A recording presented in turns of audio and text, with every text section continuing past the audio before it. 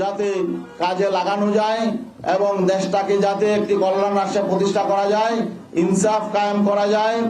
এবং বৈষম্যহীন শোষণমুক্ত সমাজ প্রতিষ্ঠা করা যায়। এই লক্ষ্য বাস্তবায়নের জন্য ইসলামী আন্দোলন বাংলাদেশের মোহতারাম আমির পীর সাহেব চরমনাই ইসলামপন্থী শক্তির জন্য আগামী জাতীয় নির্বাচনে ইসলামপন্থীদের একটি ভোটের একটি বাক্স হবে ওয়ান বক্স পলিসি ঘোষণা করেছিলেন এবং সেই ওয়ান বক্স পলিসির যুগান্তকারী ডাকে সাড়া দিয়ে অনেকেই হুজুরের সাথে সুর মিলিয়ে কথা বলেছিলেন এবং একটা জাগরণ তৈরি হয়েছিল, মানুষের মধ্যে প্রত্যাশা জেগে উঠেছিল।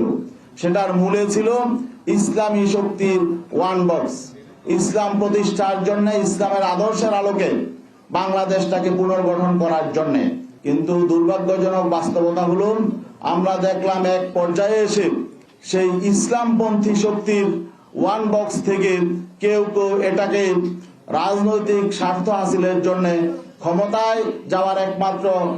লক্ষ্য বাস্তবায়নের জন্য